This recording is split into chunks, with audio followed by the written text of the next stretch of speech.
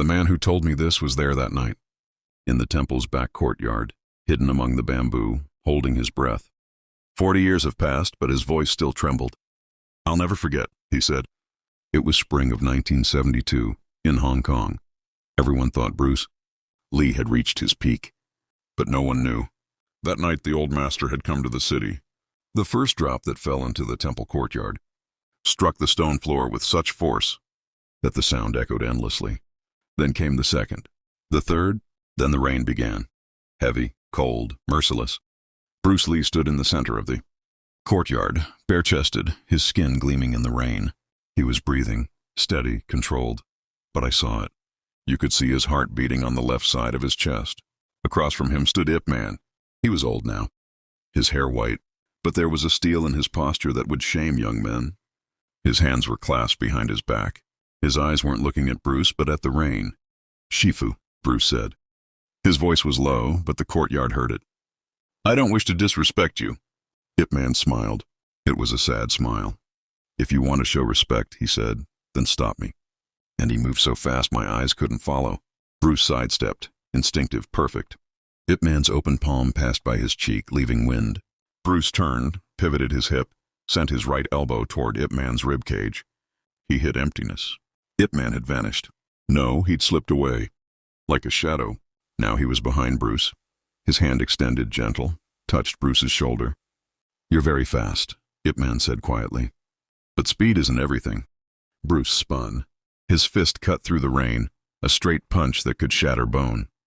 Ip Man didn't block. He yielded. His body bent like bamboo in wind. The fist passed a hair's breadth from his face.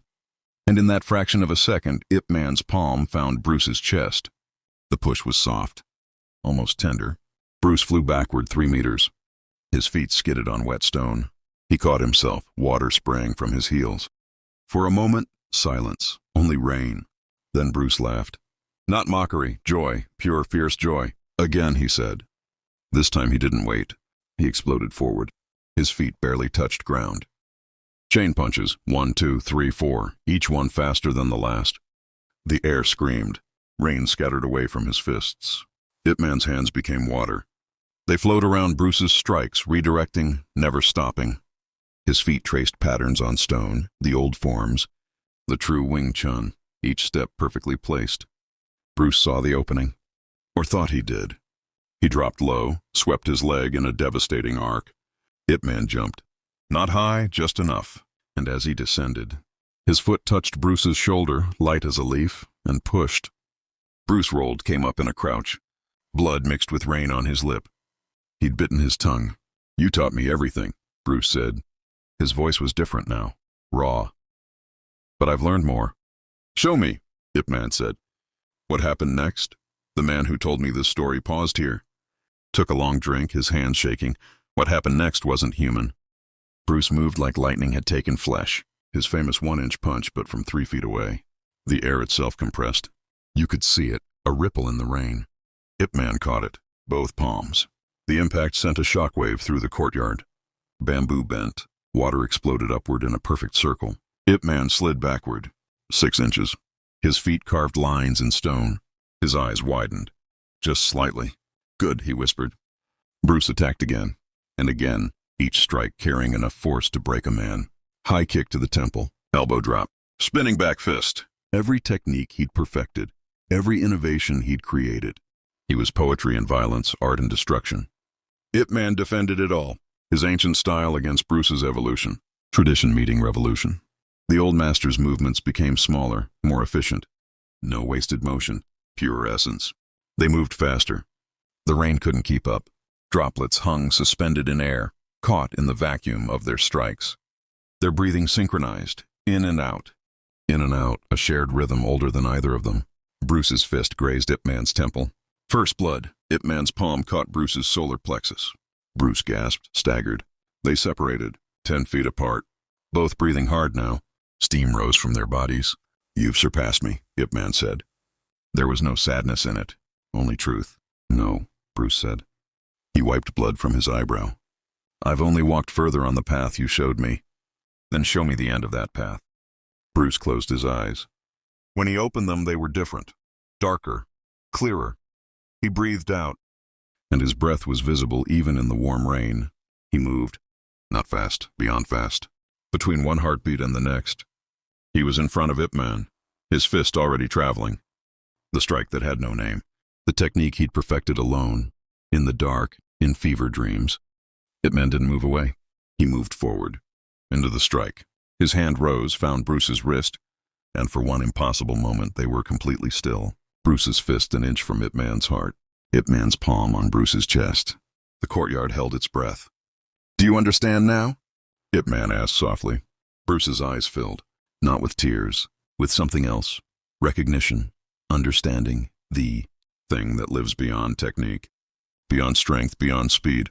"Yes, Shifu," he said. They stepped back, slowly. The rain intensified, as if the sky itself had been waiting. Ip Man bowed, deep, respectful. Bruce bowed deeper. "You don't need me anymore," Ip Man said. "You haven't for a long time. I will always need you." "No, you need what you've become. I was only the door. You walked through it." Ip Man turned, started walking toward the temple entrance. His steps were tired now, old, the steel gone, replaced with the weight of years. "Shifu," Bruce called. Ip Man stopped. Didn't turn. Who won? The old master's shoulders shook. Laughter, maybe, or something sadder. "The one who learned," he said. And he was gone, disappeared into shadow and rain. Bruce stood alone in the courtyard. The rain washed the blood from his skin. He looked at his hands, these instruments of perfect violence, perfect art. Then he looked up at the sky. The man who told me this story said. Bruce stood there for an hour, unmoving, just breathing with the rain. "What was he doing?" I asked. The old man looked at me with eyes that had seen too much. "Saying goodbye," he said. To the student he'd been, to the master his teacher was, to the certainty that there's an end to learning. I asked if it really happened, if any of it was real. He smiled, that same sad smile I imagine Ip Man wore. "Does it matter?" he said. "Some truths are bigger than facts." That night, in that courtyard, two men touched something infinite. Whether it happened in this world or another, what difference does it make? Ip Man died a few months later. Cancer. Bruce followed less than a year after. Heart or kidney. The reports conflict, but sometimes, the old man told me, on rainy nights in Hong Kong, you can still hear it. In the old temple courtyard, the sound of fists cutting through water, the breath of dragons, the whisper of a question that has no answer. Who won? Maybe no one. Maybe everyone who witnessed it. Maybe the rain itself. The old man finished his drink, rose to leave. "Remember this," he said at the door. "The greatest fights aren't about winning. They're about understanding." And that night, under the rain, a student and a teacher understood everything. The door closed behind him. I never saw him again. But on rainy nights I think about that courtyard. Those two men. That impossible moment when perfection met perfection and neither one broke. And I wonder if somewhere, in some version of the world that runs parallel to ours, they're still there. Still fighting. Still learning. Still dancing in the rain.